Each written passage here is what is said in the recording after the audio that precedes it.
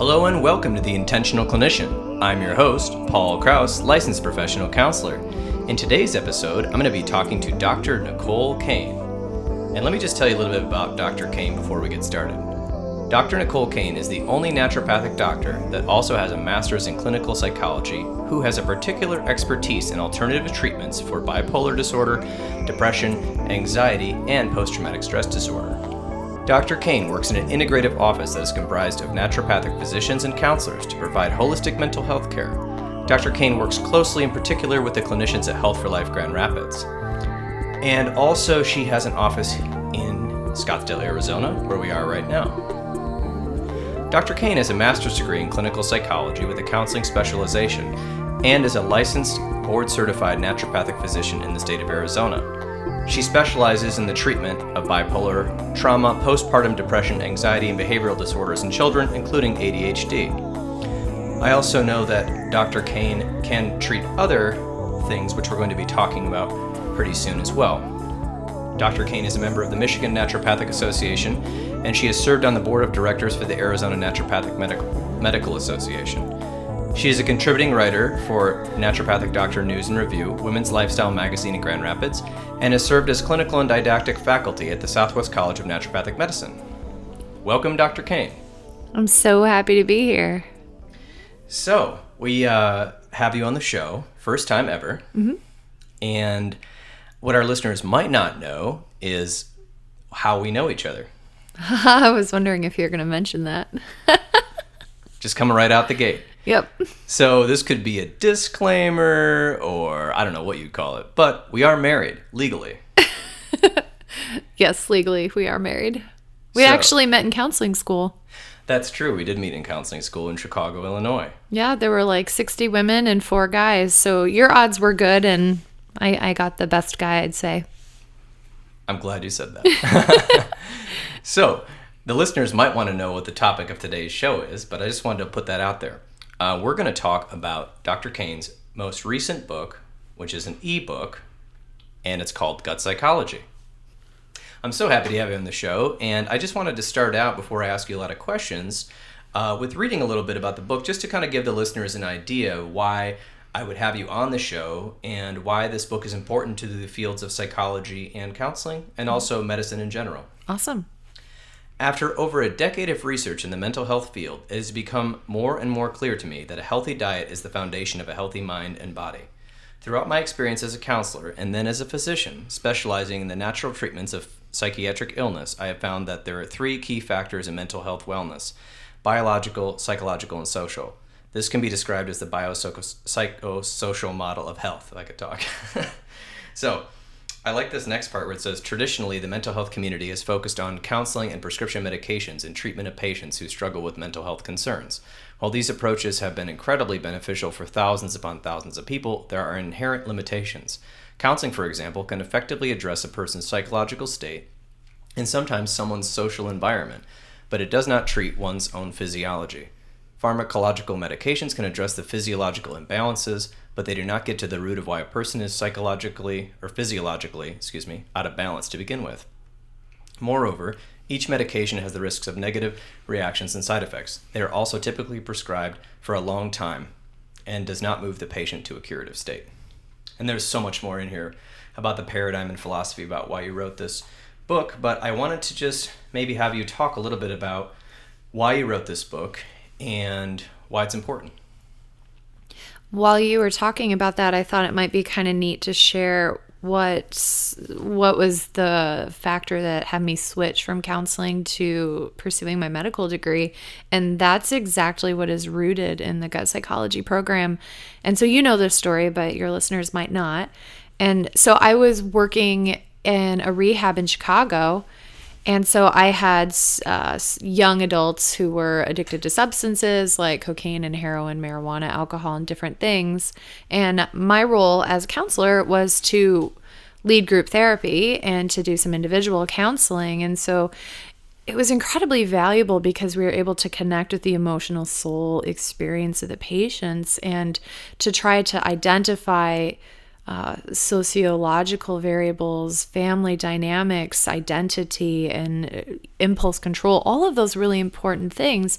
But there was a changing moment for me. And so it was one night when we were in group therapy, and group therapy was typically after they did their IOP all day or after school. And so it was probably like 7 or 8 o'clock in the evening. I'm up in the north suburbs of Chicago. And my kids were pounding back Monster drinks and Red Bull, as you know, it's highly caffeinated. And one of the kids was complaining of difficulty sleeping and insomnia. And we had to make a referral to a psychiatrist. I wanted to say, well, maybe you could just cut back on the caffeine, right. But that's out of scope. Really? Did someone tell you that was out of scope? Yeah. My supervisor's like, that's for a doctor. You can't talk about diet. You can't talk about lifestyle. You can't talk about medications. We have to refer them.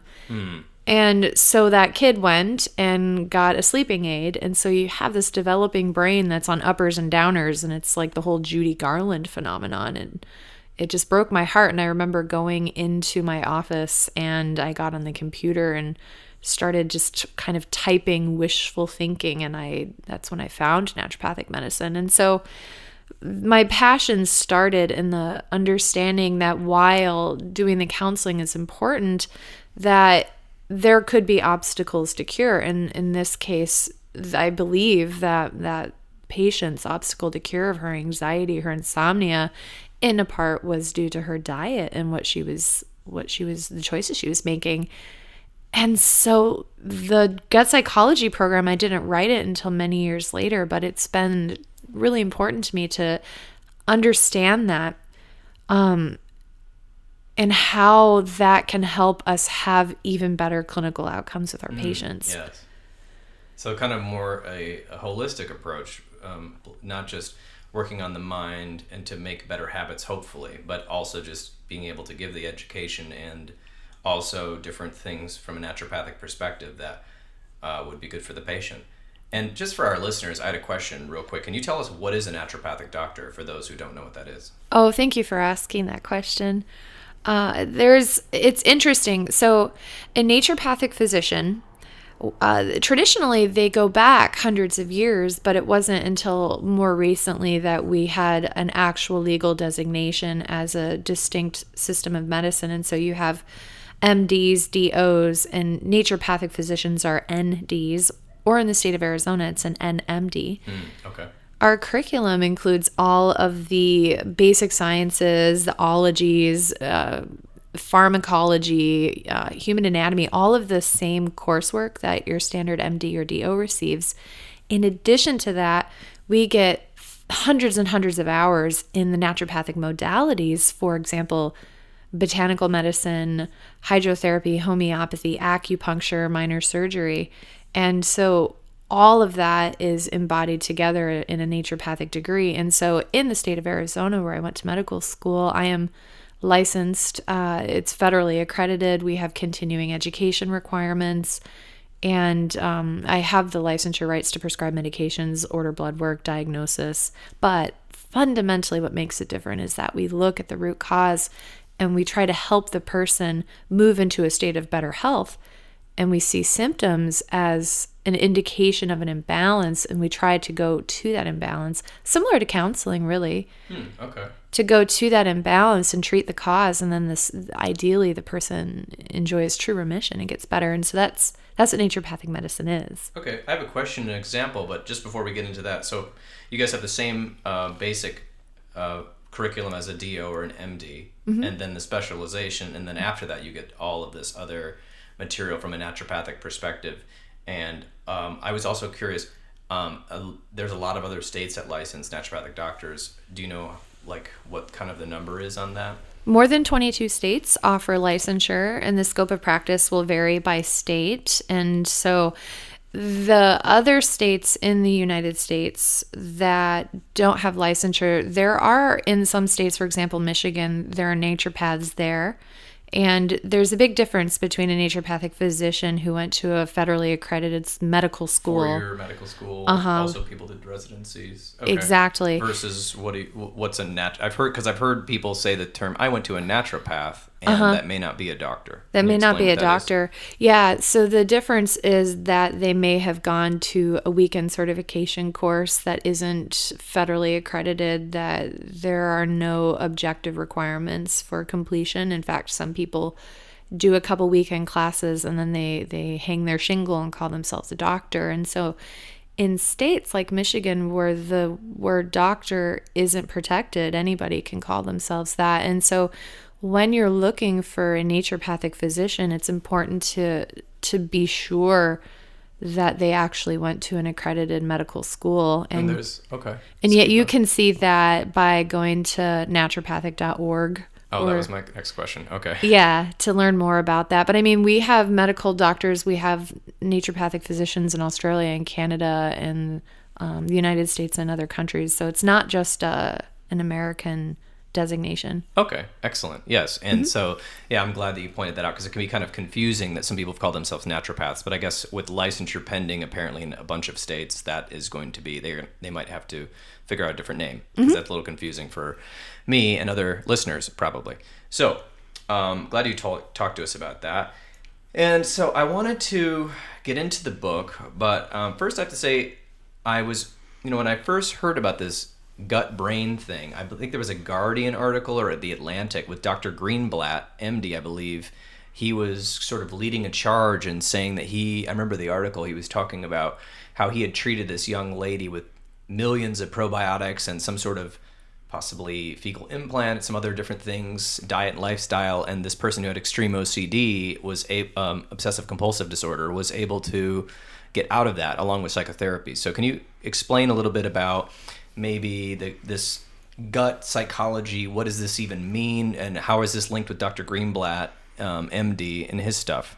That's a beautiful question. Actually, I had the opportunity to see Dr. Greenblatt at the IMMH, the Integrative Medicine for Mental Health Conference. He's the physician at Great Plains Labs, and they're doing a lot of really great innovative work in the just general wellness and the field of counseling, psychiatry, psychology. So it's pretty cool. And so what he's doing is he's helping support organic acid testing and different sort of diagnostic tools to try to understand what's going on in the gut. And so what we have in the gut is, it's called the enteric nervous system, or the ENT. And the enteric nervous system is comprised of a lot of different connections. And so we could use the analogy of roads that take information from the gut, and then that will give the information to the brain. And so... And one question. So just for our listeners who aren't a doctor like myself, I was reading in here about the... How did you say it? Enteric nervous system. Enteric nervous system. And you said something about 100 million neurons in our gut, which is interesting to me because I had mostly traditionally heard of neurons being in the brain. And so how do these signals from the gut get to the brain? What are they traveling on? Yep. So the enteric nervous system has, they're synaptic connections that communicate between the gut and the central nervous system. So they're going up nerve pathways. Yep. Okay. Yep. And so the way the enteric nervous system is firing is going to communicate directly to your central nervous system, which is your brain and spinal cord. And then that will give information to the brain and spinal cord about how to produce its neurotransmitters. And neurotransmitters being like serotonin, dopamine, GABA, epinephrine, norepinephrine, etc. And so with the enteric nervous system, the way that is functioning is contingent upon the status or the health of the gut. In fact, research has shown that upwards of 95% of your serotonin is produced and lives in your gut. And so... Oh my goodness. Okay. I'd heard something about that. Okay. It's amazing. And so when the levels of serotonin are changing in the enteric nervous system and how it's producing it, that thereby is going to change the way that your brain responds and the way that your brain produces its own serotonin. And so the way that the gut is, the level of health, what it's comprised of is going to 100% impact your mood. In fact, that's why when people start an SSRI, which is a medication that affects serotonin commonly used in depression. So like Prozac or Lexapro or something. Exactly. And the number one side effect of that category of medication is gastrointestinal distress. And that's because the serotonin reuptake is being impacted not only in the brain, but also in the gut. Okay, so not to go totally basic 101, but can you explain what you mean by gut? Because I know that I've got a gut from just certain food choices I've made. I'm trying to get rid of that. I think they call it dad bod. And I'm just like not about that life yet, so I'm trying to get rid of that. But can you explain a little bit what is the gut and why do people keep talking about the gut? Yeah. Punch you in the gut.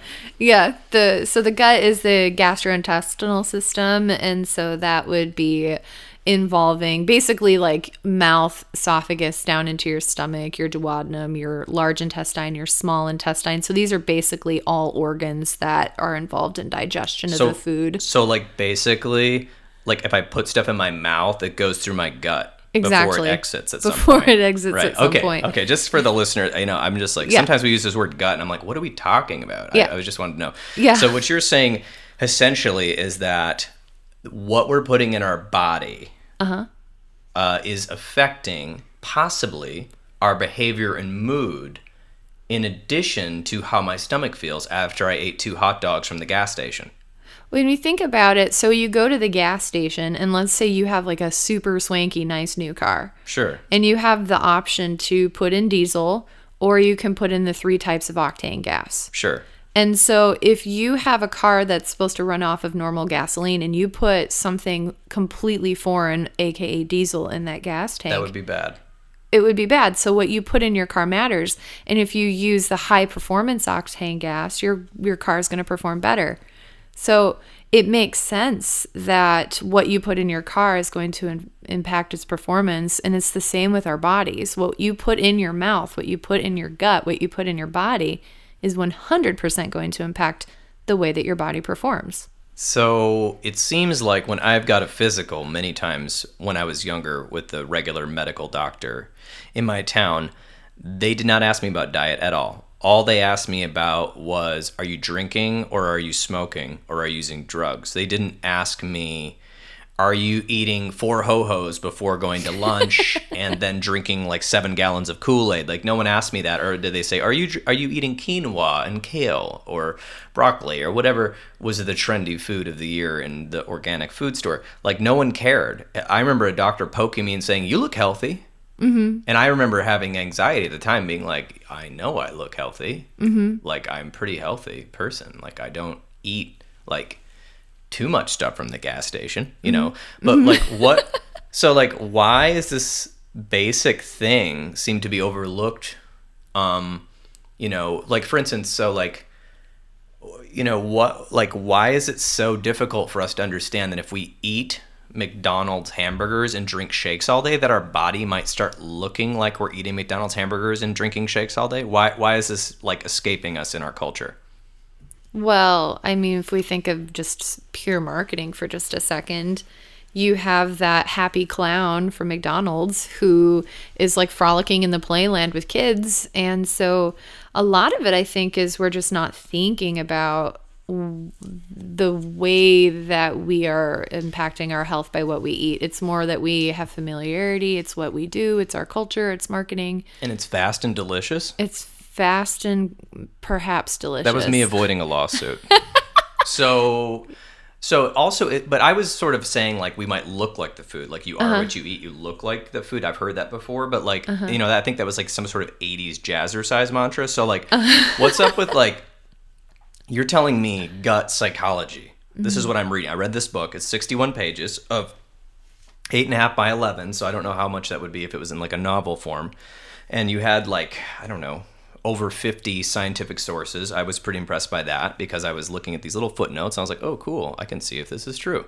So that was cool. But like you're not just saying this is going to affect me because I gained all this weight and I'm feeling bad about myself and I'm having low self-esteem. You're saying that somehow what I'm putting in my body is in some scientific strange way affecting the nervous system, which is then going up to my brain because there's nerves.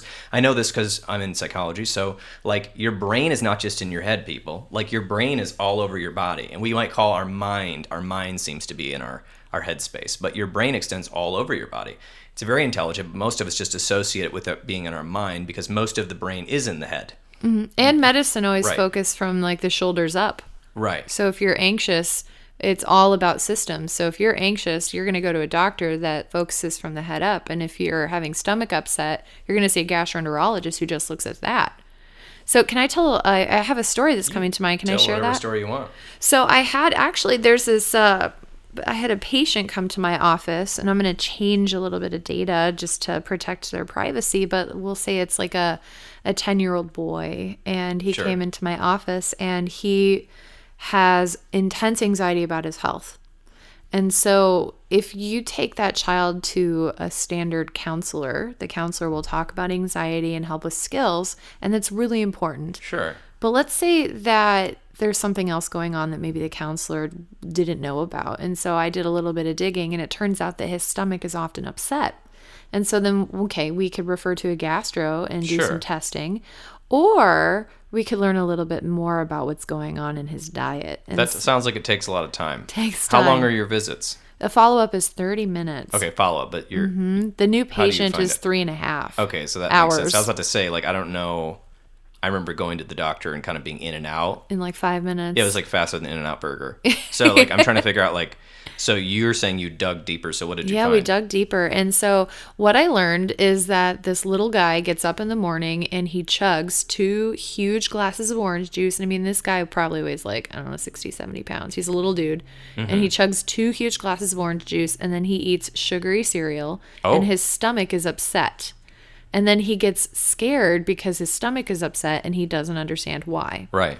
And so then he's going to school and he's feeling a little better, and then he's starving by 10:30 because his blood sugar is probably crashing out because he just loaded up on sugar for breakfast. And why else would his stomach be upset with tons of orange juice and cereal? Can you explain that to me?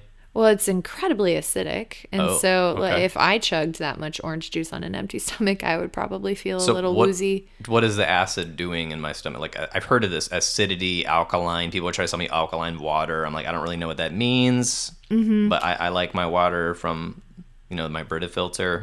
There's another advertising plug for you, Brita. Sour stomach. I mean, our gut is impacted very much by pH. And so pH would be alkaline versus acidic. Oh, so that's why I drink cold brew coffee, because the other one hurts my stomach. Yep. The hot coffee hurts my stomach. Yep. So the cold brew is less acidic. Okay. And so it doesn't hurt your stomach. And just like we get stomach ulcers when our stomach is in a highly acidic state from stress, for example, it can cause that. And so this little dude is putting his tummy in a really acidic state and feeling sick. So basically, this is causing a chain reaction of problems. This is causing him to feel sick, then to feel upset, then to feel anxious, then possibly to have behavioral problems at home or maybe even at school. Yep, his sugar's crashing at and school. So, wait a minute. Since I've been a little child, I turn on the television on Saturday morning cartoons, and certain cereal companies that will remain nameless because I don't want a lawsuit are telling me to dump this something flakes or loops or something or other in my bowl, and it's all like sugary, and there's like animals and cartoon things like telling me this is good for you and you're gonna be lucky and all this stuff, and then they tell me, oh, the best thing to do next is to pull out that big gallon of blank milk. Now, we're not going to say blank milk because Oprah did get sued by the Beef Producers of America for saying something about not eating enough beef. So I'm just going to say there's some type of animal in our culture that we somehow keep drinking its milk even though we're not babies of that animal, and we're drinking it at like age 70. So then you pour all that white stuff in. Maybe it's white, maybe it's different color. Depends on what kind of cow it comes. Whoops, did I say that? I'm bleep that out. I heard nothing. And you pour that on, and then you just eat it, and then you're good to go, and then you're running in the Olympics, and then you're winning everything, and then you're just winning, because that's what we do. Yep. So, like, why is that sounds crazy. Like, what should I be eating for breakfast? Yeah. Like, what about that? Like, why is that messing with his system? Well, and let's talk about, so we could go back to my little guy and talk about just the simple science of his blood sugar crashing. But if we go beyond that, what that is going to produce is it's going to produce changes in your gut flora. So whoa. Okay. Yeah. What's gut flora? Yeah. Sounds like coral, like a coral reef. Or like I'm in an arboretum and there's flora everywhere. It's the arboretum. Are you saying there are of things your growing gut. in my gut? Yes. Like you have multiple pounds of bacteria that live in your gut. Oh my. Okay, I should put a disclaimer before this episode. I have pounds of bacteria living in my gut. Yes. And there are good bugs and there are bad bugs. Mm-hmm. Like Pac-Man? Like there's good bugs that are eating the bad bugs, or what? I think about the Detroit housing crisis where, nice polite people bought houses, air quote. They bought. Have you been to Detroit? I don't know if there's anybody. Okay, I love Detroit. Sorry, don't hate me. He loves Detroit. So, they buy these beautiful houses and they mow their lawns and plant flowers. And so you have a happy flora of people. Okay. And then we had the crash of the economy in Michigan crashed. Thanks, nameless car companies. And so then a lot of those people had to leave and they had to pursue employment elsewhere. And there was a bunch of empty houses. Empty houses. And which so were growing. What happened to the empty houses? Well, people were breaking in, stealing all the copper, selling it to China, cooking crack, cooking meth. Yep. That's dysbiosis. What? So that's what happens to our gut. I thought that was neighborhood crime. What is this? What is so it's neighborhood crime in your gut. And so what you eat will impact the health of your gut. And so a lot of our listeners have probably heard of probiotics. And so those are good bacteria, just like those nice little neighborhood people mowing their lawns. So those are good bacteria. They take up the quote unquote houses in your gut. Okay. And so when there are lots of good bacteria, you have healthy gut function. And then going back to the beginning, flora. Gut flora, going back to the beginning of our interview, we were talking about the enteric nervous system. And so the happy gut bacteria, the happy gut flora will have a more balanced production of neurotransmitters that will then impact your brain in a healthy way. Versus if you eat a diet that's very acidic or a diet that's high in sugar, that's going to change the flora in your gut. And so what can happen is, for example, sugar, in the case of that little guy, is he may have an overgrowth of a yeast in your gut called Candida. And Candida can change the way that we feel, the way that our gut feels. And so people can have anxiety, they can have depression, inattention, they can have blood sugar spikes and crashes. And that can all be as a result of changes in their gut flora. And that's just mental, emotional. So for counselors, if your client comes in and your client has any of those symptoms, like I said, depression, anxiety, any of that, it could be in their gut. And then sometimes in addition to that, people also have gastrointestinal symptoms, but they don't have to. So the person may have gas, bloating, constipation. It could set the stage for IBS, for example. What's IBS? Irritable bowel syndrome. Oh, I've heard of that. Okay. Yeah, that's just a condition. It's sort of like there are certain toss-out conditions where medicine, we don't really know what's causing it. And like chronic fatigue, fibromyalgia, and IBS are examples of that. It's just a description. It's just a description. My bowels are irritated. Yep, exactly. And I've had that before. Yeah. I ate a lot of bread and a lot of meatloaf one time. Meatloaf. And it was not pretty. So, and it probably affected how your gut was feeling. It affected the pH of your gut. It was really good though. Your flora. Until the next day. And then your gut suffered, and it was sort of like the Detroit housing crisis in your gut. And yeah. And then you feel fatigued and you can't focus. I did. I just watched Netflix the whole next day. Yeah. So what you're saying to me, which is what I don't want to hear. Nobody wants to hear this. Yes. You're telling me that what I eat is going to affect my gut. Now, are there any good things that I can eat that taste good? That have things that are going to make my flora grow? Like, I've heard of this kombucha, and I've had it. It's kind of good. I'm not going to lie. But they're telling me it's probiotic, so it's, like, super expensive. And I'm like, what the heck? Yeah. So, like, tell me, like, is there hope for us people that like eating terribly things that kill your gut flora and make your gut into some sort of, burned out city? Yeah, burned out city biome. So things that are really simple to do is one is probiotics. And so you can... Okay, why are they pro? Well, pro what? What are they pro? What are they doing? What does that mean? Well, they're pro-healing. Okay. And so... But, like, what are they? These are bacteria that are good for healing the gut. How do we find that out? There's tons of research in the gut psychology program. You should look at it. Okay, good. I'm just trying to make sure. I'm afraid. I've heard of antibiotics and probiotics, and I don't know what they're fighting about. So antibiotics kill the bacteria, the good bugs and the bad bugs. Because if I've got a cold and I go to my doctor and I give say, you an antibiotic, give me antibiotics, it'll kill all of your good bugs and the bad bugs. And so then it's exactly the housing crisis. So now you have all your houses are empty in your gut. How do I get the bugs back? You can take probiotics. So basically I poured bleach on my gut when I took antibiotics to make sure that I didn't die from some sort of weird bacteria that they think is living in me. if you have a bacteria. So then I want the pro team. I want the pro bowlers. You want the pro bowl. And who are they? So that would Give me an example. Well, so you just mentioned one. So kombucha. Kombucha. But like, what is in the kombucha? Probiotics. Those are Right. natural But fermented bugs. Do you have like a weird name for one of them? Or are they all in like in Latin? Okay, so we They- can look up a list, Wikipedia, probiotics, and find out what they are. Yeah. So, I mean, you want to look at like bifidobacteria or lactobacillus. That's what I was looking for. Oh, generally speaking, when I tell people to buy a probiotic, I say you want to have at least 40 billion and 4 different bug strains. And so, but you can do it in food. You don't have to go buy a supplement. So, like kimchi and kefir and sauerkraut. I'm Those are- German, so I like sauerkraut. Yeah, I so- eat sauerkraut a lot, So it's actually. Not gonna fantastic. lie. Fermented foods. Ooh, Really good. fermented foods. But you got to watch out that you don't feed the candida. So candida, that fungus we were talking about, Right.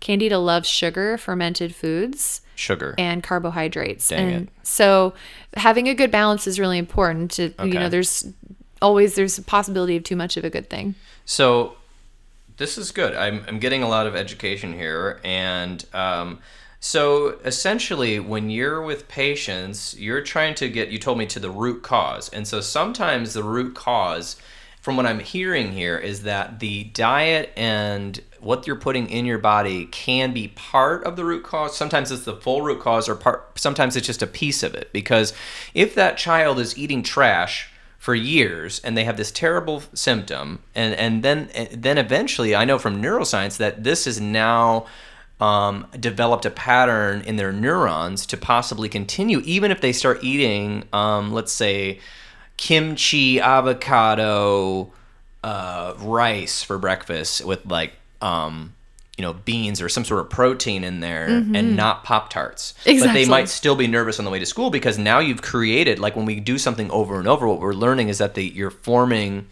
neuronal connections in the brain. This is the newest neuroscience from interpersonal neurobiology and lots of other neuroscience. We're learning this. So this kid might change his diet. Now we don't always know how much is that going to affect his anxiety. Maybe that just makes his stomach feel better. But Right. what if he's still anxious on the way to school? What do we do? Well, I was thinking about food allergies also. And so I want to tell another story. So I had a person come see me, and he had been morbidly depressed his entire life. He ate a really clean diet. Okay. And so he took probiotics and he ate veggies, he ate lean protein, he had, limited his sugar intake, really clean diet. And his vices were he liked his whiskey and he liked his cow's milk. And he also would get like a croissant, with his coffee. Heck yeah, those are good. Yeah, those are all good things. And so he'd been really depressed his entire life, and there were no gastrointestinal symptoms. The gut seemed healthy by all intents and purposes. But How do you figure that out? well, as far as just his clinical experience, like Okay, he didn't right. have any, his bowels eliminated have any- properly, no gas, no Right. bloating, You nothing did a like big that. checkup. And like blood exactly. work? Did you do blood work or something? Or? We do blood work. Okay. Yep, I do head to toe blood work to try to identify the root cause. You can't necessarily look at gut health through blood work, but we could do stool testing or Sure. the organic acid test from Right. Or some sort of food allergy test, because I had to do that a couple years You ago. just It was anticipated. terrible. Yep. Oh, That's, okay, sorry. Oh, is that you what we're are talking about? so on that. So exactly. So we did a food allergy test because he And what was. does that do? How do you... So like, is this someone where you go in the doctor's office and they prick your pin like they're torturing you for 3 hours and figure out if you're allergic to peanuts and you're going to be dying from honeybees? You're Like, is that what we're talking about? You're talking about a RAST test. And so what your immune system does is it produces something called immunoglobulins. And immunoglobulins are immune system cells that are created to create immunity to certain things. So, for example, if you get a vaccine, let's say you get a measles vaccine, your Sure. body will produce immunoglobulins to protect you from getting measles.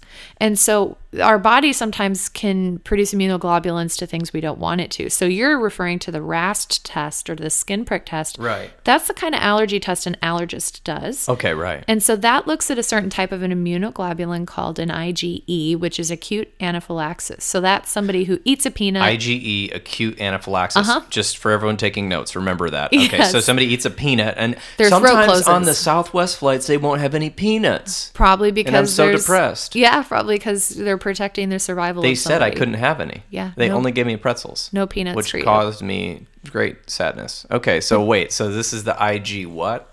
IgE, immunoglobulin. right. And so that's the quick one. So typically people know, oh, I had a walnut, my throat is scratchy. So you're probably having an IgE immune response. IgE immune response. Uh-huh. Right. Uh-huh. Okay. And this is why people can be deathly allergic to peanuts. No joke. Yes. I mean, I am, with all respect to Southwest, thank you for taking the peanuts off the plane. I don't want someone to die because I had peanuts. Right. Exactly. Right. So it's very severe. And some people have a honeybee allergy and they have to stick themselves with what's that called? A needle? An EpiPen. EpiPen. Uh-huh. Right. Epinephrine. Yep.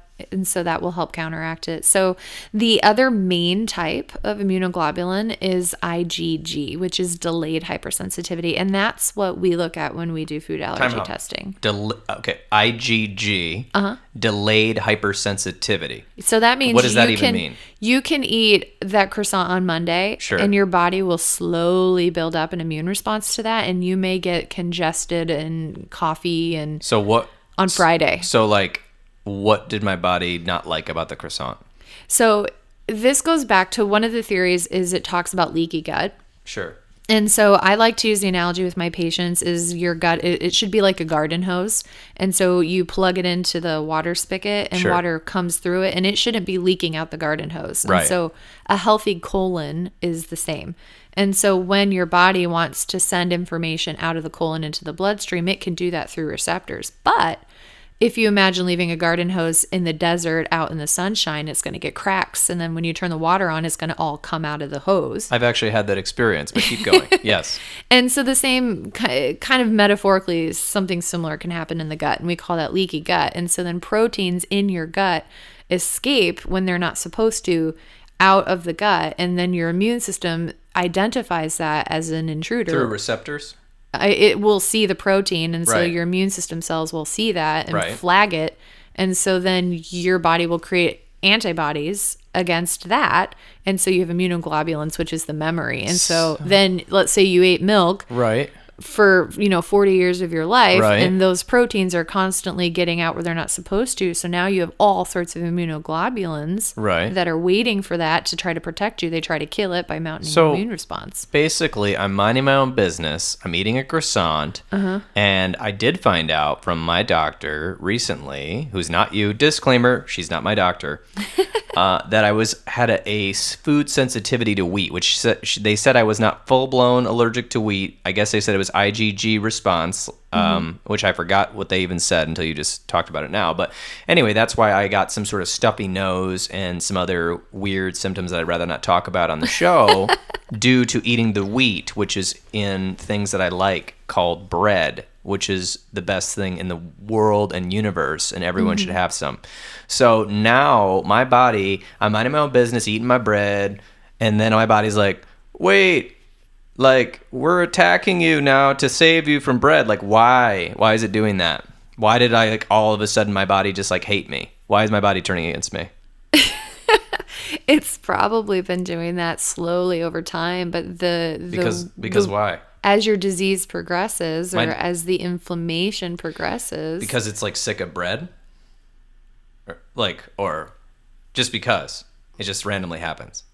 It doesn't necessarily randomly happen. It could be because your gut was inflamed due to lots of other reasons. So maybe you were eating sugars, refined carbs, like who knows. So basically this is the health of my entire gut, and then something sets it off. Which could be wheat, or the wheat could be an innocent bystander that now your immune system is targeting. So like Red Bull and Skittles.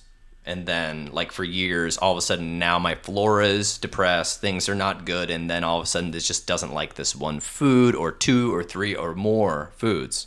And leaky gut is defined as more than 12 foods. And so if we go back to my patient, he had been depressed for his entire life, basically, and he felt like there was this dark cloud over him constantly, and he wanted every day to die, and he'd been in counseling for decades, and the only thing keeping him alive was that he loved his family. Oh my gosh. And so like I said, this is an example of where counseling is really powerful. It's probably part of what kept him alive, but it wasn't moving him forward because there's an obstacle to cure. So we did the food allergy test, and his immunoglobulins, his IgGs to milk were through the roof. Oh. So he faithfully took out all cow's milk. Right. And within 3 weeks, his depression was 100% gone. And he felt like he like came into my office like laughing and then crying for joy because he was so much better. And it was something very simple as far as just looking at his gut, looking at his food allergies. He did the gut psychology program, healed his gut, and he's totally better. So this is just wild to me because, like, I think that in the current medical model that I was even taught in grad school, that, you know, your mind is just a separate thing that we're treating and it's separate than the body. And now what I'm hearing through talking to you and having talked to you other times off this podcast is that essentially, you know, so many different factors could be influencing our mood, mental health, behavior that are not even due to our thinking. So it's like, this guy is hanging on thanks to psychology, you know, counseling and his family. And then he just is actually, his depression is due to some sort of physiological response to something that he was supposedly good for him, according to marketing.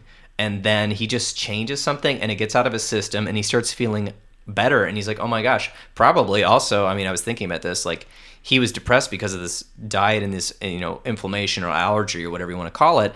And then he had been doing all these coping skills for years. So when he finally got this thing, obstacle to cure, I suppose you call it, removed, and his gut started getting better, then all of a sudden he already had his coping skills. He had already done all this existential work. And so then he's like, I'm great. I feel wonderful. I'm better. And whatever. Like that's kind of what I'm hearing. It's like kind of there's a couple of different factors going on. And that's why you have to find a really good naturopathic physician that you trust, is because, you know, sometimes it's as simple as that guy where he took out the dairy and he was golden. But, you know, like with that case of the little girl or the little boy, like whomever it is, it may be more like, okay, I'm blood sugar crashing because I'm eating toaster strudels for breakfast. And so we have that. But plus maybe there's a food dye issue. And we talk about in the gut psychology program that there's a lot of relationships between food dyes and behavioral issues in children. And so there's a lot more complexity to it. And so to empower your patients is to do some investigation of you as an individual, because your gut, your body may have different needs than somebody else. And so maybe one person does great off of dairy, but maybe another person, they feel much, much worse off of it. And so that's the tricky thing with diets is, you know, there's the Atkins diet, there's the paleo diet, there's the keto diet, and there's all these different diets, but they all exist with the presupposition of a certain issue. Okay, you're sick because you can't have carbs. You're sick because your blood type says that you should only eat meat. And the thing with a gut psychology diet is I created that in what I'm accomplishing is to teach you how to eat in a way that is healthy for your body. And so I talk about removing the obstacles to cure. So we talk about things that are unhealthy for your diet, like artificial sugars and dyes. And so I wanted to comment on that because I made some notes. Oh. And now we have notes. And I like that you divided it up into 4 modules. So actually, it was simple because you're right. When I was reading this, I didn't see like a one-size-fits-all model for people being like, you need to just eat this and don't eat that and da-da-da-da-da. And nobody likes that. There's so many diet fads, and everybody around January 1st, when they wake up hungover, they're like, oh my gosh, my life is a mess. I need to, you know, get in shape. Spring's coming, swimsuit season, blah, blah, blah. And then they like subscribe to some diet.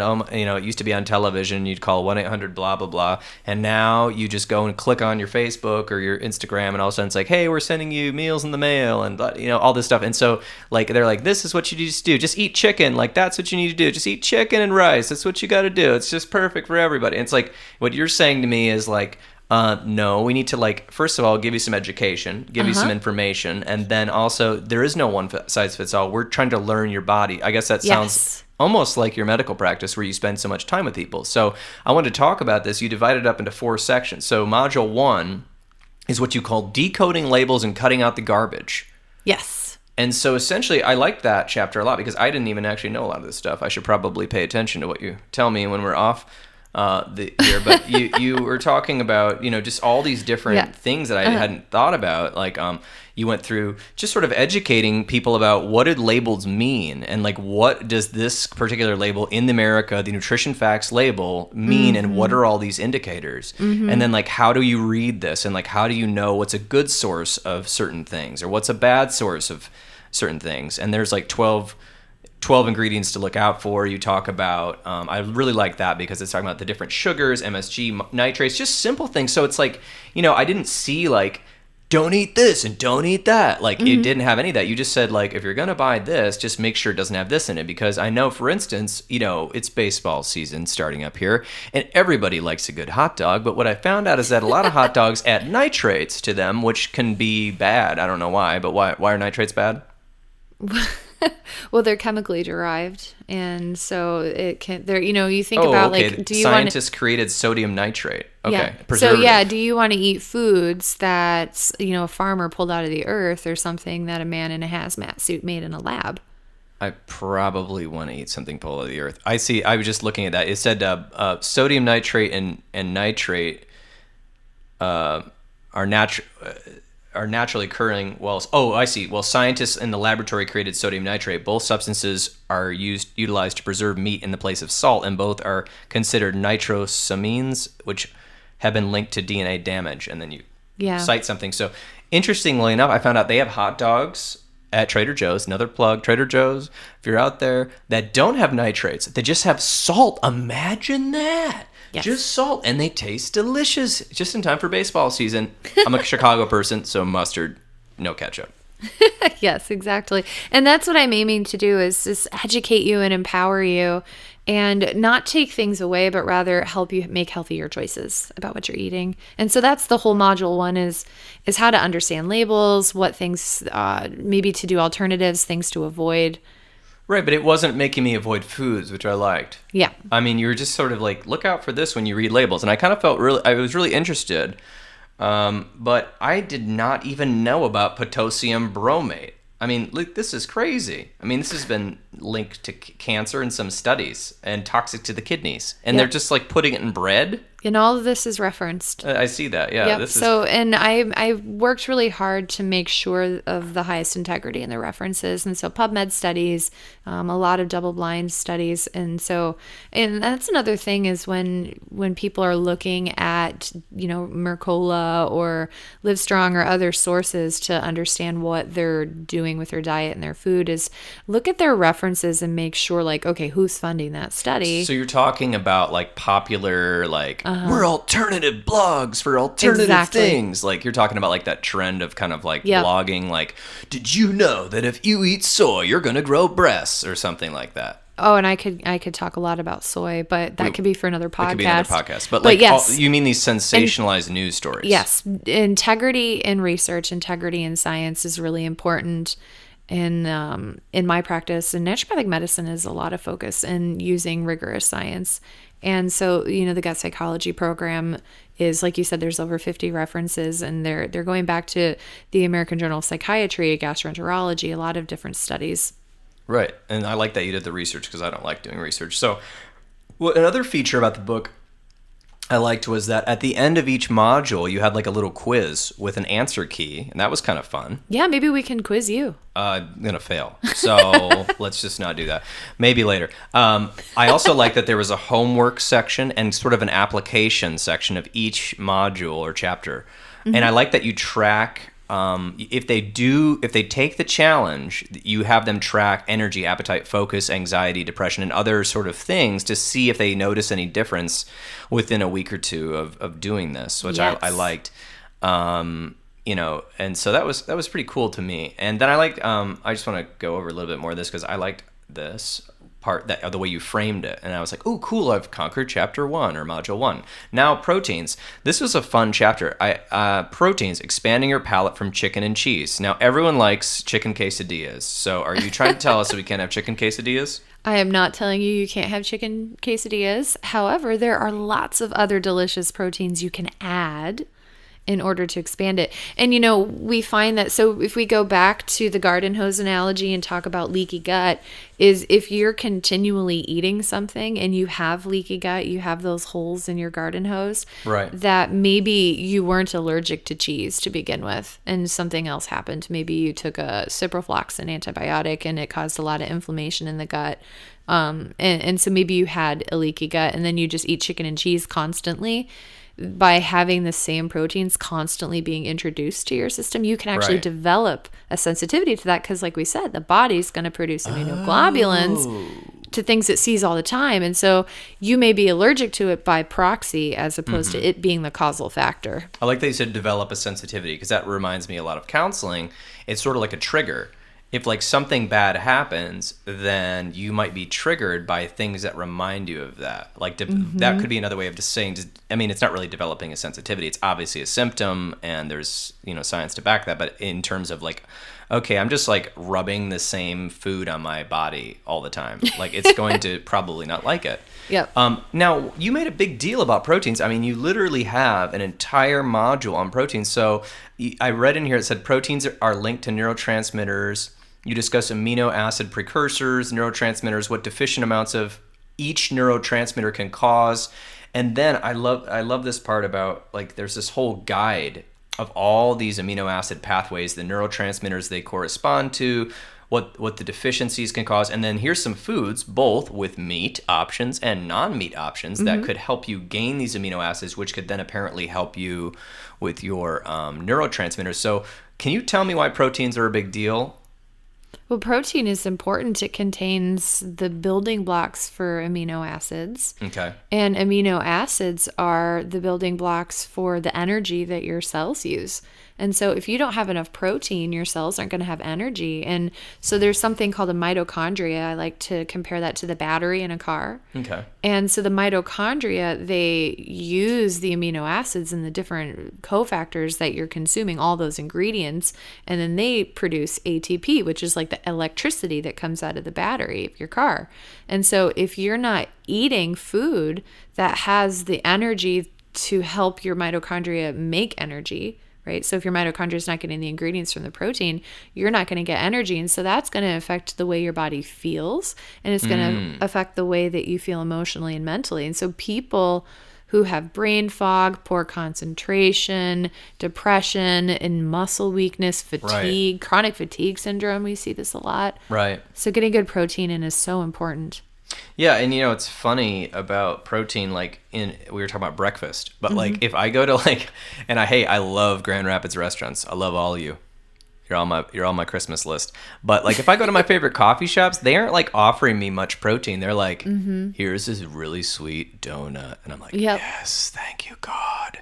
And then they're like, here's this really good croissant with your coffee. Yep. And they're like, here's this really, like, I don't know, something like a biscotti or something, and like there's no protein there. I mean, the best I've seen is like Starbucks, which no offense to Starbucks, but I only go to you in the airport when I'm desperate.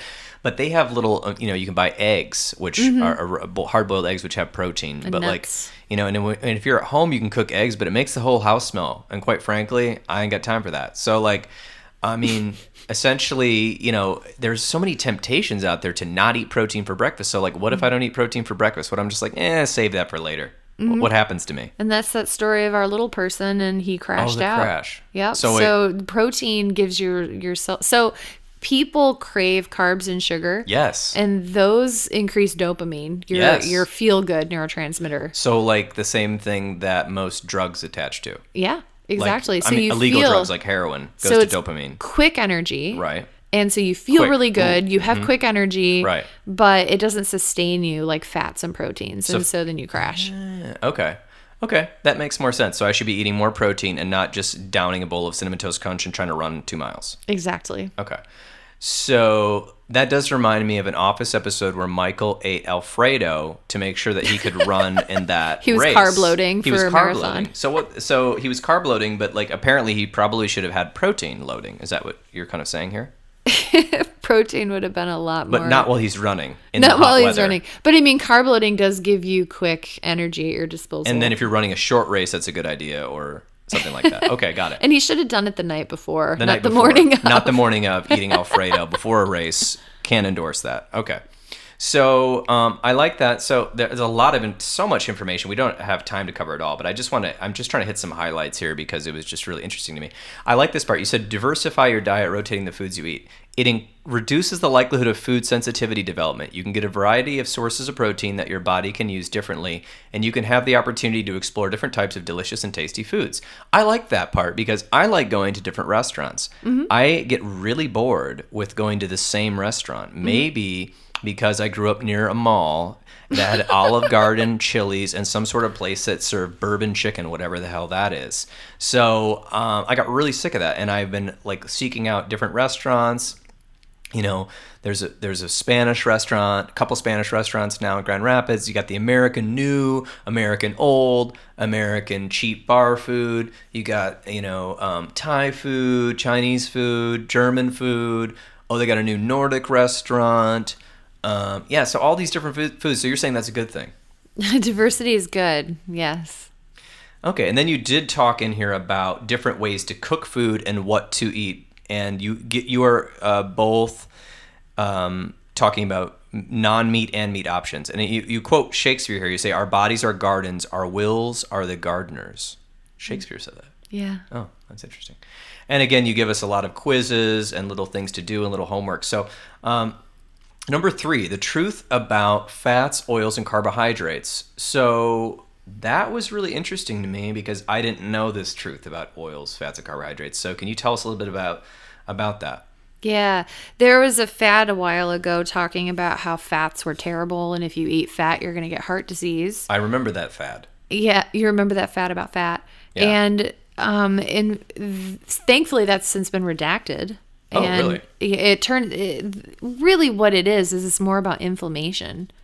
And so heart disease is in response to inflammation in the body. And so if you have inflammation, it's kind of like if you think of a scrape on your knee, you fell on a rock and scraped your knee.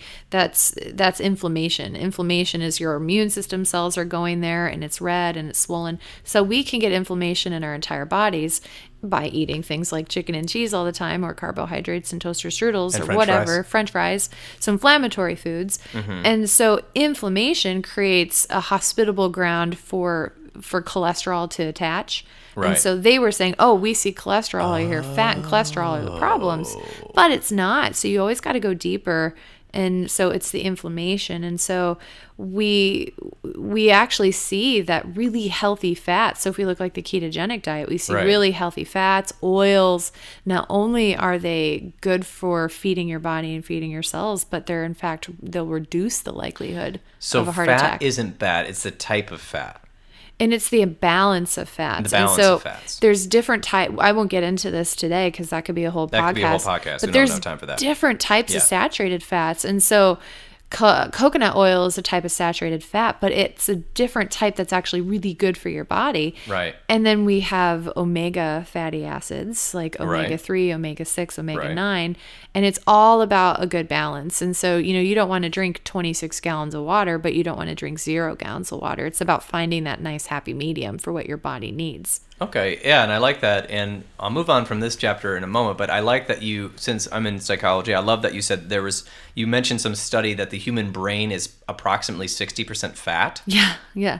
So if I'm just eating KFC, oh gosh, I shouldn't have called that out. If I'm going to my local blank store and getting this certain bird that's deep fried in some sort of oil, and it tastes delicious, and if I'm eating that like every day, all day, what kind of fat is going in my brain? Yeah.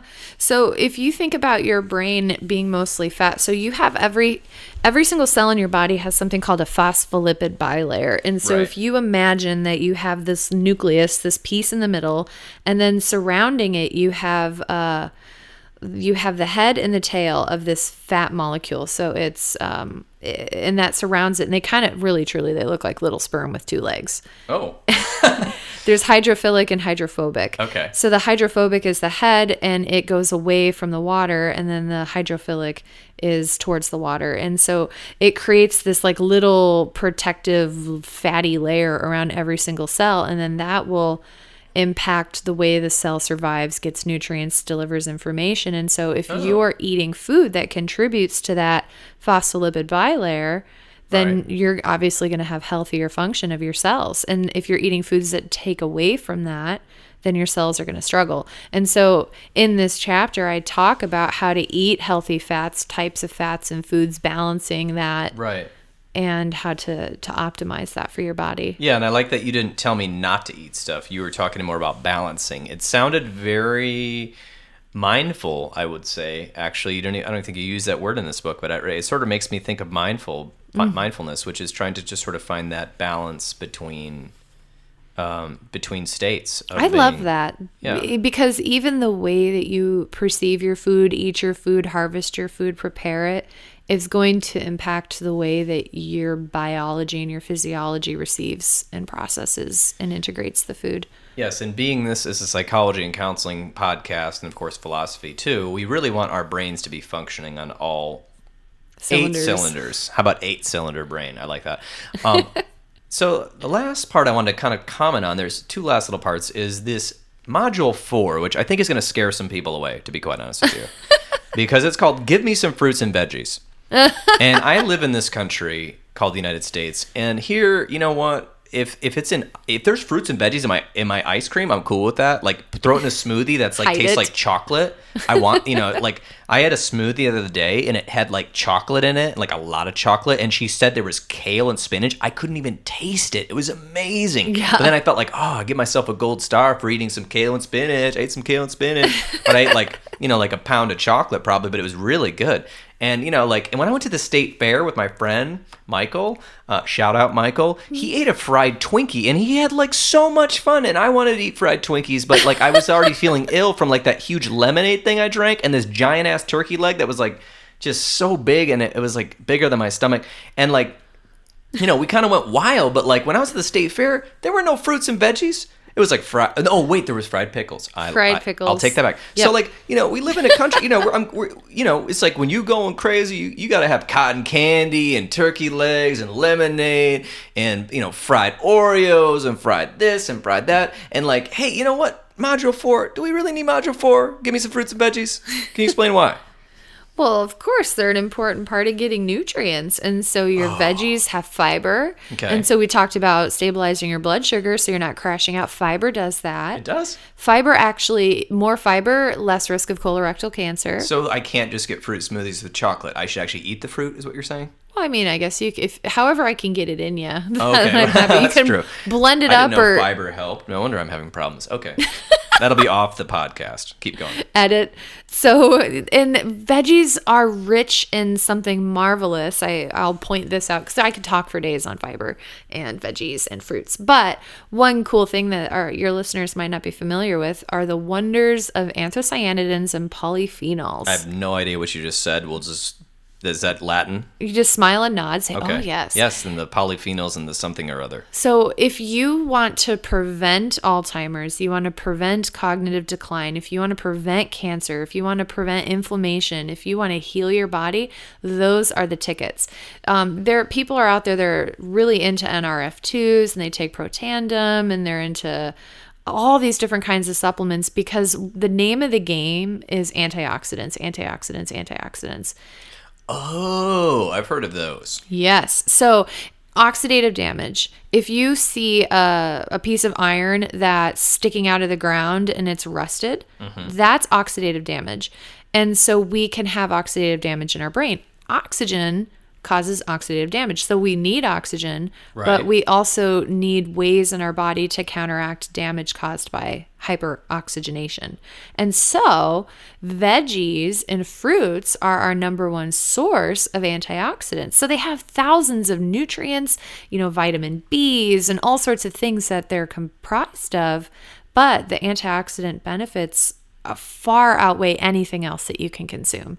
And so the tip that I want to share today is the darker and the richer the color, the more you're going to have of the anthocyanidins and the polyphenols, and therefore more antioxidant and nutritional benefits. So for example, collard greens are much more nutritious than iceberg lettuce. And raspberries are going to be much more nutritious than like a purple or like actually a green grape. Oh, okay. So the richer the color, Got the it. more polyphenols or anthocyanidins are in there. I do love raspberries and blueberries. They're among my favorite fruits. Especially when you can pick them out of the earth and you could just eat them fresh. Organic. Now we're talking about summer in Michigan. Yep. Picking blueberries. Mm-hmm. Okay. Now I saw this in here. It said polyphenols boost your mood. I just found this, by the way. This was not a preloaded answer. In a randomized double-blind study published by the Journal of Psychopharmacology, and then you cite the source in the year down below, which I'm not going to read because that's boring for me right now. Researchers discovered that persons given high doses of polyphenols reported significantly increased self-rated scores of calmness and contentedness compared to the placebo, which I believe is like a piece of sugar or something. Placebo is the power of the brain in helping itself feel better. Oh, sure. In that instance, they were given polyphenols, and then something had no polyphenols. Exactly. And then the polyphenol people had significantly increased self-rated scores of calmness and contentedness, which is interesting. And that's in the Journal of Psychopharmacology, which is weird that they're studying that. But know anyway, your references. Yeah, so just want to say a few more things, and you have a bunch of references on this, and you talk about, you're very diverse in your fruits and veggies, so you're just trying to encourage people to put something in their diet. Yes. Okay, and you're not saying take away something, you're just saying adding something, which I like this, because I do think it appeal to everybody, but I do think this is going to be the hardest sell, Module 4, because in America, I don't know, it's just not it's not that popular to eat these fruits and veggies, but anyway, in recent years, and then you cite a study, it has come to light that depression is an inflammatory disorder, though there is still controversy as to how this inflammation causes depression. It is known that part of the effectiveness of SSRIs in treating depression is their anti-inflammatory qualities. Yep. So that was interesting to me, that part of possibly why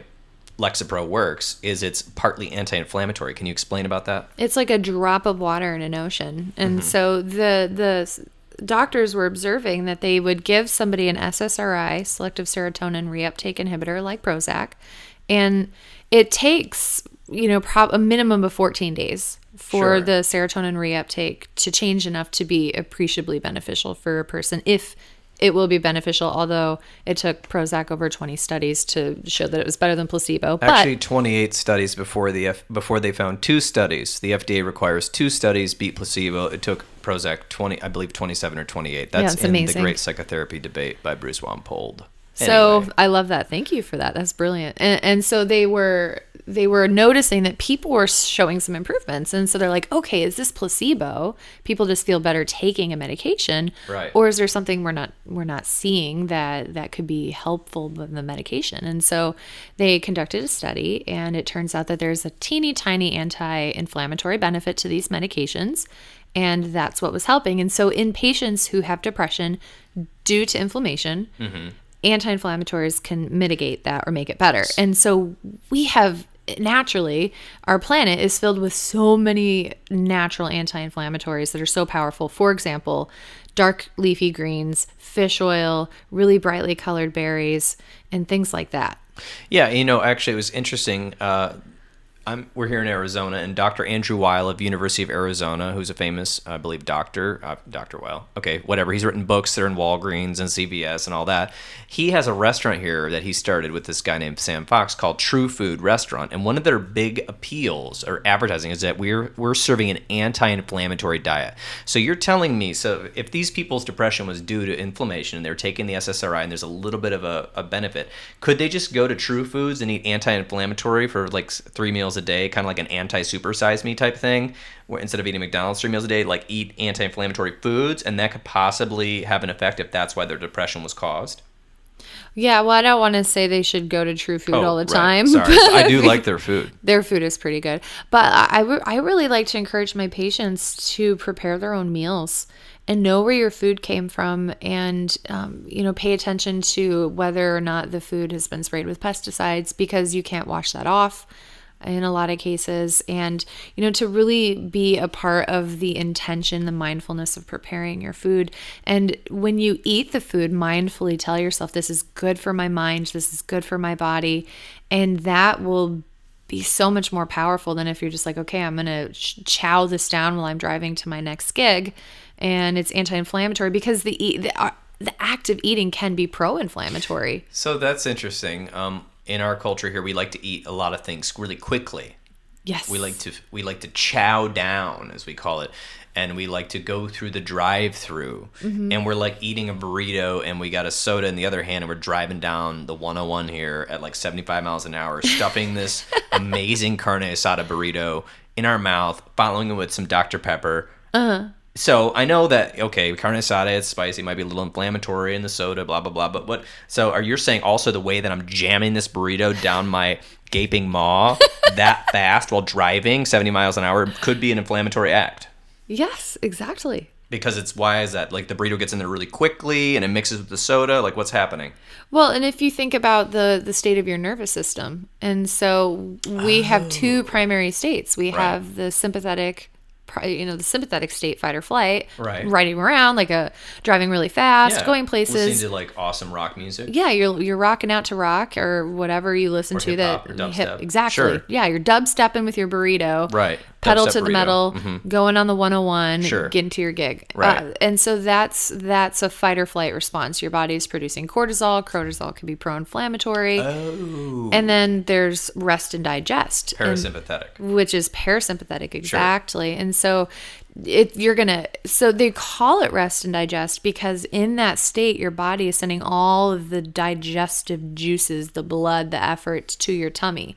And so that's why when people are eating, sometimes their tummies get nice and warm and they feel more sleepy. And it's because your body is focusing its energy on being in the moment and digesting optimally. And you're going to pull out more of the nutrient benefit from your food if you're in that state versus if you're shoving carne asada down your gaping maw going 75 miles an hour at dubstep speed. That's true. So, okay. So, yeah, I did spend some time in Europe, actually, and study abroad. And I remember being in Europe and wondering what in the world was wrong with the waiters. I'm like, hey, where are you guys? Like, come back to the table. Pick up the pace. Like, what's happening? I ordered this menu of the day, which is American. It's got an appetizer, it's got an entree, it's got a little sorbet or like a little coffee or something afterwards. Because us Americans, I ordered something and it was like so small, and I was like, what are they doing? They're gypping me. This is like a ripoff. I can't believe they're serving me this little food, and they think that's the thing. So I got menu del dia, or menu of the day, which had 3 things, so I could like survive and not die in Europe. And like, they would like wait. It was like forever. It's like the entree comes out and we're like, oh, thank you, and they're like, we're eating, and then I was with one time we ate with some people that were from that country, and they ate very slowly, and I was very confused. And then the waiter's gone for like an hour. I'm like, did they forget our order? Like, no. This is just what we do. This is our pace of life here. We spend 2 to 3 hours at dinner. I'm like, I didn't budget this in. I got to get to the dance hall. Like, like I'm getting bored. I need to go surfing. Like, what's going on? I need to, check my email at the internet cafe. This is before cell phones were like big, but like I remember that, and I remember thinking like, that's really weird. And I don't remember having that experience in the U.S. except maybe on Thanksgiving when we try to eat an entire turkey and like 17 sides and then like be like, oh yeah, I want 5 pieces of pie, all different. So like I did think of that. That rest and digest thing, you can see that your body might be taking the food a little slower. That might be better for you. So that's interesting how our culture isn't really into that slow and it food gives your body thing. time to make acid. So the whole process of eating is really intelligent. Wait, so I want acid now? Yeah. So okay, tell me about that. So when we think about food, we're like Pavlov's dogs, and we think about food and we start salivating. And so our body produces amylase, which is an enzyme in the mouth, and enzymes, the salivary amylase in particular, will break down the food while you're chewing it. Wait a minute.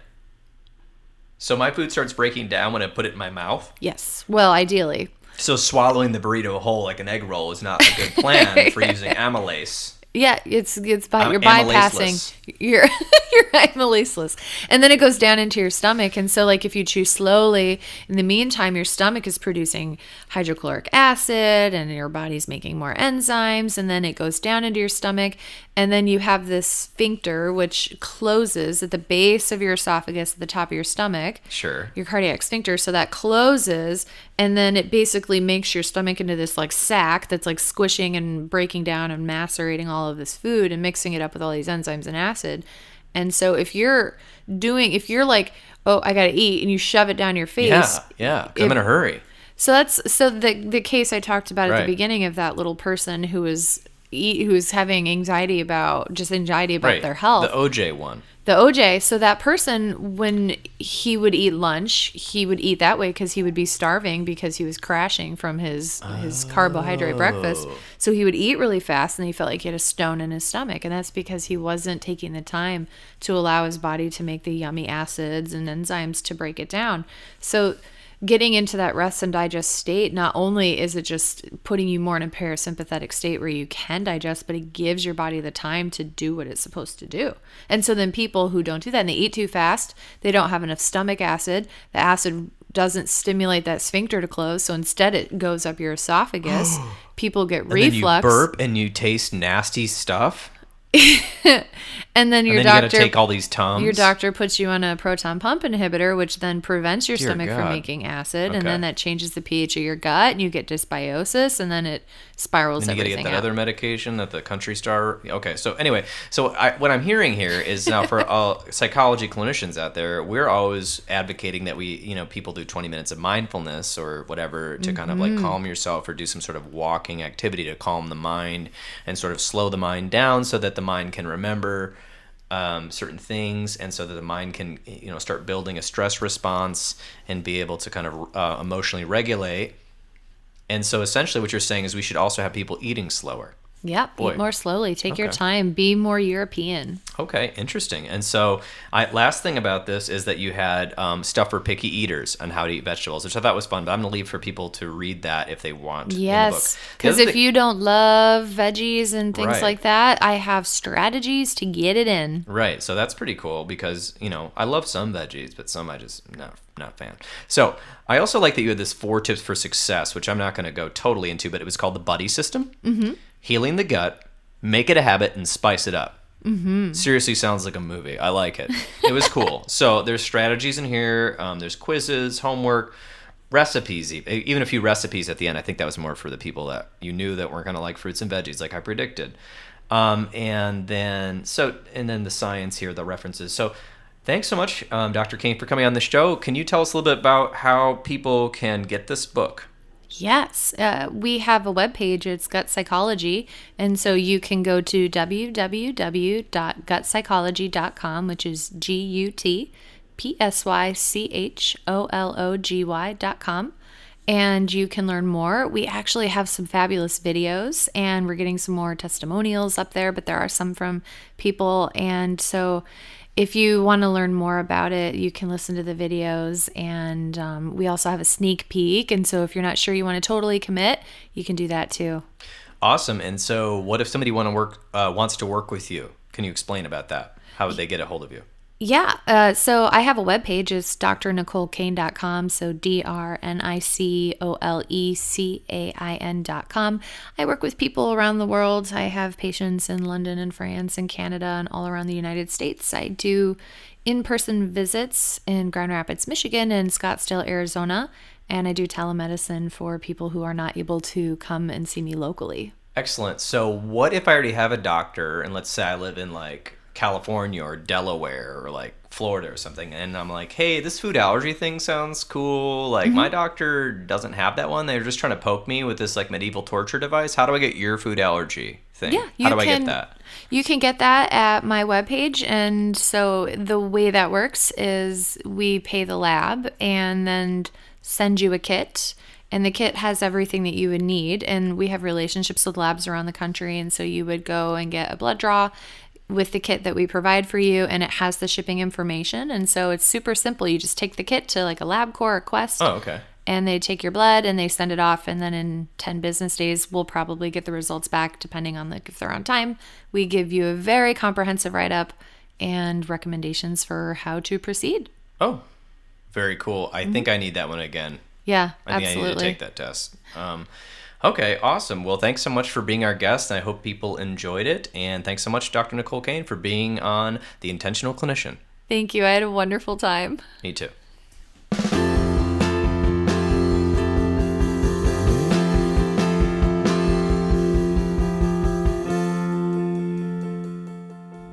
And that wraps it up. This has been another episode of The Intentional Clinician with Paul Krauss. I really enjoyed talking with Dr. Cain. And if you want to know more about her, go to www.drnicolecain.com, or if you want to know more about her book, go to www.gutpsychology.com. And I wanted to just thank everybody who has been rating The Intentional Clinician on iTunes and subscribing and sharing with their friends and family. I really appreciate it.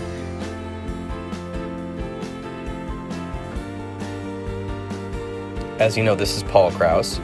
I am a private practice counselor in Grand Rapids, Michigan, and I often am in Arizona as I do consulting work for some behavioral health companies, and also I do trainings.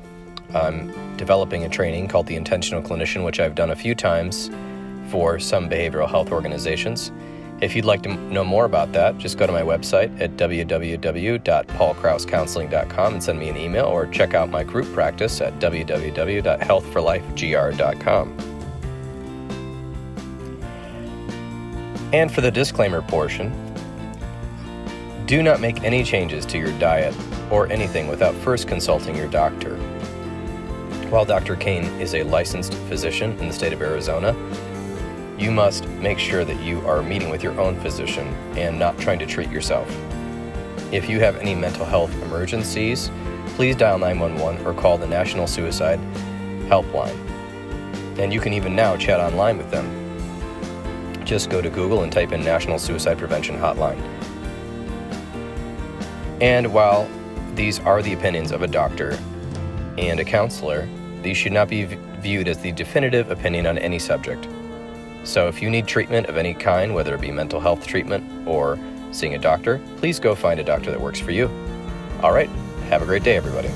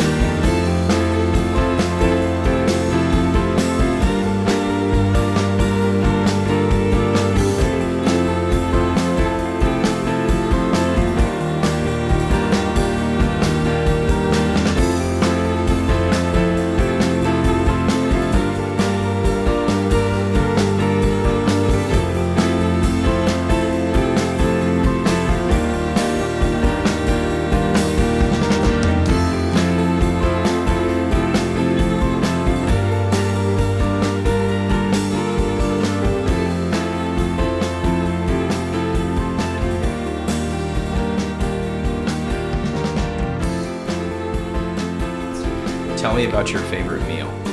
My favorite meal. I like things that are high in savory flavors, like garlic and salt. Especially if we can get some like baked Brussels. Ooh, Brussels. You better not be recording this. Don't worry about it. You are? Great.